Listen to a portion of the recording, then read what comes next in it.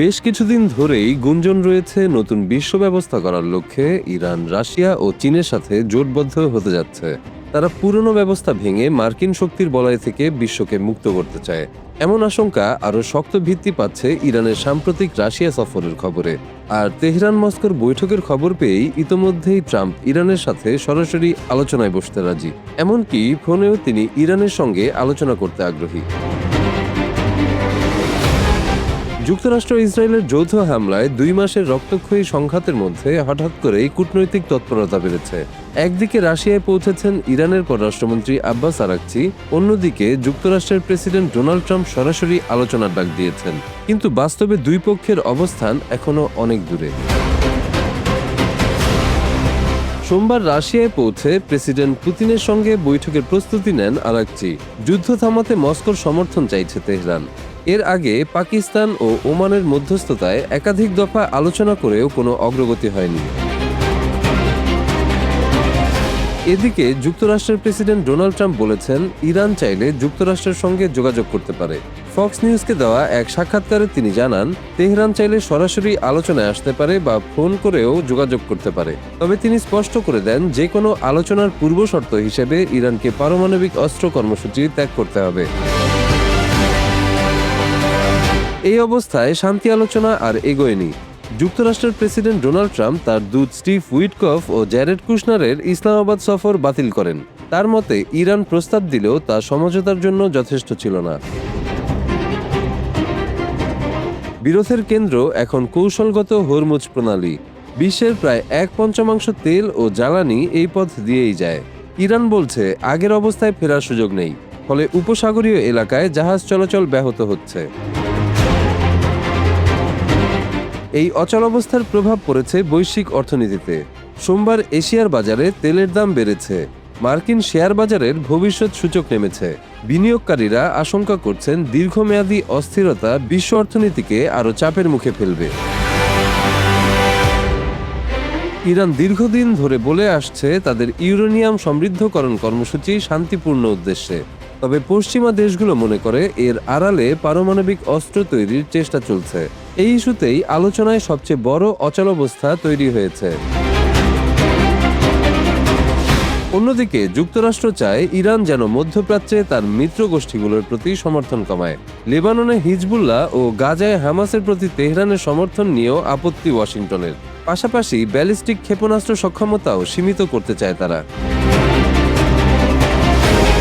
তবে ইরানের অবস্থানও কঠোর।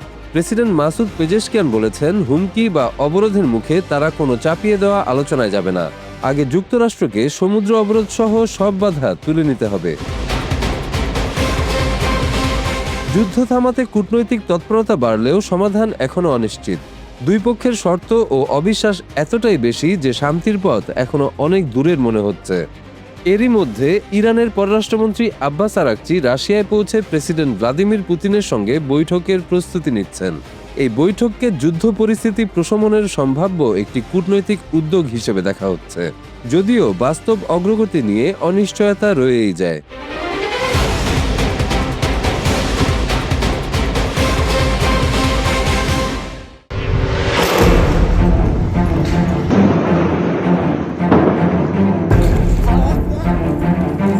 যুদ্ধবিরতির ঘোষণা কি তবে কেবলই কাগজে কলমে? দক্ষিণ লেবাননে সামরিক অভিযান চালিয়ে চরম বিপদে পড়ল ইসরায়েল। অভিযোগ উঠেছে, যুদ্ধবিরতি কার্যকর হওয়ার পরও আন্তর্জাতিক আইন লঙ্ঘন করে লেবাননের ভূখণ্ডে অভিযান চালায় ইসরায়েলি বাহিনী। আর এই অভিযানের ফলাফল হয়েছে ভয়াবহ। ইসরায়েলি প্রতিরক্ষা বাহিনী তাদের সেনায় প্রাণহানির খবর নিশ্চিত করে। বিবৃতি দিয়ে তারা জানায়, রোববারের অভিযানে তাদের এক সেনা নিহত এবং অন্তত 6 জন আহত হয়েছেন। অন্যদিকে লেবাননের অভ্যন্তরে ইসরায়েলি বাহিনীর হামলায় প্রাণ হারিয়েছেন অন্তত 14 জন, এমন খবর পাওয়া গেছে আন্তর্জাতিক সংবাদ মাধ্যমে। নিহত ইসরায়েলি সেনার নাম সার্জেন্ট ইদান ফুক্স। মাত্র 19 বছর বয়সী এই সেনা আইডিএফ-এর 7ম ব্রিগেডের 77তম ব্যাটালিয়নের সদস্য ছিলেন। দক্ষিণ লেবাননে অভিযানের সময় হিজবুল্লাহর পাল্টা প্রতিরোধের মুখে তিনি প্রাণ হারান। আইডিএফ এর বিবৃতি অনুযায়ী এই লড়াইয়ে একজন সেনা কর্মকর্তা সহ আরও ৩ জন গুরুতর আহত হয়েছেন। বাকি 2 জনের আঘাত আশঙ্কামুক্ত হলেও সবাইকে দ্রুত উদ্ধার করে হাসপাতালে ভর্তি করা হয়েছে। নিহত ও আহতদের পরিবারকে ইতোমধ্যেই বিষয়টি আনুষ্ঠানিকভাবে জানানো হয়েছে। সীমান্ত পরিস্থিতি নিয়ে উত্তেজনা এখন নতুন করে তুঙ্গে। ইসরায়েল এবং লেবাননের সশস্ত্র গোষ্ঠী হিজবুল্লাহ উভয় পক্ষই একে অপরের বিরুদ্ধে যুদ্ধবিরতি লঙ্ঘনের পাল্টাপাল্টি অভিযোগ তুলছে। যুক্তরাষ্ট্রের মধ্যস্থতায় হওয়া এই যুদ্ধবিরতি শান্তি ফেরানোর কথা থাকলেও আদতে দক্ষিণ লেবাননে অস্ত্রের গর্জন এখনও থামেনি।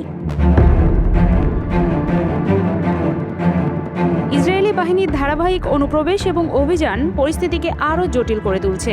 স্থানীয় সূত্রে জানা গেছে, রোববারের রক্তক্ষয়ী এই সংঘাতের পর সাধারণ মানুষ আবারও ঘরবাড়ি ছেড়ে নিরাপদ আশ্রয়ের খোঁজ শুরু করেছেন। বিশ্লেষকদের মতে সীমান্তে এমন পাল্টাপাল্টি হামলা শুধু সামরিক উত্তেজনাই বাড়াচ্ছে না, বরং ফের বৃহত্তর আঞ্চলিক যুদ্ধের আশঙ্কাকে উস্কে দিচ্ছে। দীর্ঘদিনের টেকসই সমাধানের আশা ভঙ্গ করে এই রক্তপাত পুরো মধ্যপ্রাচ্যের জন্য এক অশনি সংকেত।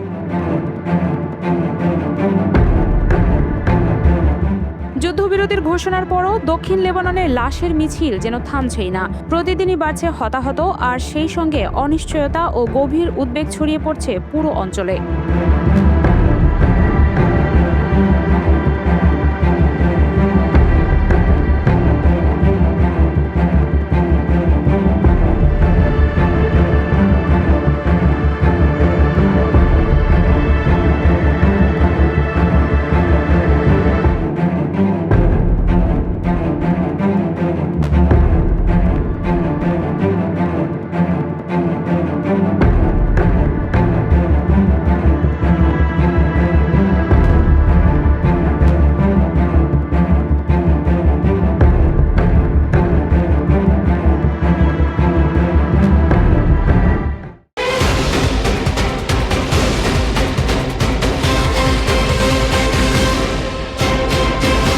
ইরানের একের পর এক হামলায় মধ্যপ্রাচ্যে অবস্থিত মার্কিন ঘাঁটি ও সামরিক রসদের বিলিয়ন বিলিয়ন ডলারের ক্ষতির সম্মুখীন হয়েছে।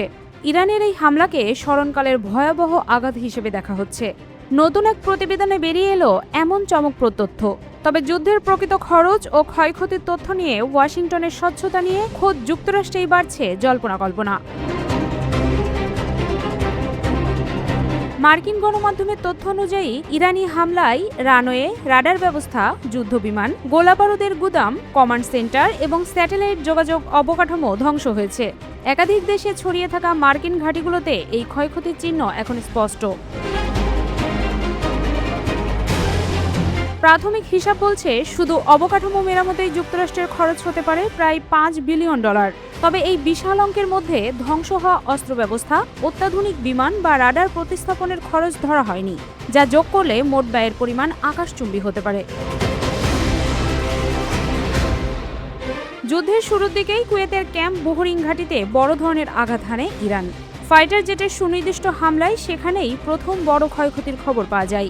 এরপর হামলার পরিধি ছড়িয়ে পড়ে আরব আমিরাতের আল ধাবরা এবং আল রুয়াইজ ঘাঁটিতেও। সেখানে জ্বালানি সংরক্ষণাগার, হ্যাঙ্গার এবং চিকিৎসা স্থাপনা ব্যাপকভাবে ক্ষতিগ্রস্ত হয়েছে।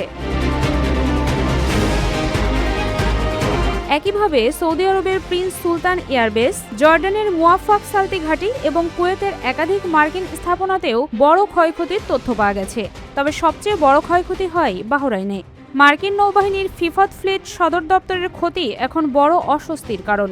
প্রাথমিক অনুসন্ধান অনুযায়ী শুধু এই একটি স্থাপনা মেরামত করতেই খরচ হবে প্রায় $200 মিলিয়ন। বহিরাগত বিশ্লেষকদের দাবি, কাতারের আল উদেইদ এয়ারবেস, কুয়েতের আলী আল সালেম ঘাঁটি এবং ইরাকে অবস্থিত মার্কিন অস্ত্রভাণ্ডারেও আঘাত হানে ইরানি বাহিনী। স্থাপনা ছাড়াও মার্কিন সামরিক সরঞ্জামও রেহাই পায়নি তেহরানের হামলা থেকে।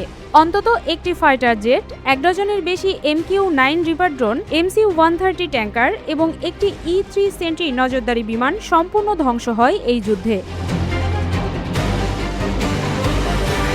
পেন্টাগনের হিসাব অনুযায়ী যুদ্ধের প্রথম 6 দিনেই ব্যয় হয়েছে $11.3 বিলিয়ন বেশি। এর মধ্যে প্রথম 2 দিনেই গোলাবারুদ খরচ হয়েছে প্রায় $5.6 বিলিয়ন। কিন্তু এই হিসেব নিয়েও রয়েছে নানা মতবিরোধ। কংগ্রেসের অভিযোগ, যুদ্ধের প্রকৃত ক্ষয়ক্ষতির তথ্য গোপন করছে পেন্টাগন। ক্ষয়ক্ষতির প্রকৃত তথ্য জানতে চাইলেও বিস্তারিত তথ্য না দেওয়ার অভিযোগও তোলেন তারা। বিশ্লেষকরা বলছেন, শুধু অর্থনৈতিক ক্ষয়ক্ষতি নয়, মার্কিন অপারেশনাল সক্ষমতাকেও বড় চ্যালেঞ্জের মুখে ফেলেছে এই সামগ্রিক বিষয়।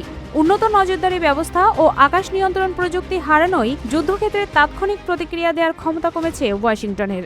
ভবিষ্যতে এই ক্ষতি পুষিয়ে নিতে যুক্তরাষ্ট্রকে অনেক ঘাঁটি পুনর্গঠন করতে হতে পারে, এমনকি অনেক ঘাঁটিকে পরিত্যক্ত ঘোষণার সিদ্ধান্তও নিতে হতে পারে। ট্রাম্প প্রশাসন স্বীকার না করলেও ইরানের হামলা যে যুক্তরাষ্ট্রকে নাকানি চুবানি খাইয়েছে তার বলার অপেক্ষা রাখে না। শক্তিশালী প্রতিরক্ষা ব্যবস্থা থাকা সত্ত্বেও উপসাগরীয় অঞ্চলে মার্কিন সামরিক অবকাঠামো যে আর অভেদ্য নয়, ইরানের এই হামলা সেটি প্রমাণ করল। মধ্যপ্রাচ্যের শক্তির ভারসাম্যে এই ক্ষয়ক্ষতি এক সুদূর প্রসারী প্রভাব ফেলবে বলে ধারণা বিশ্লেষকদের।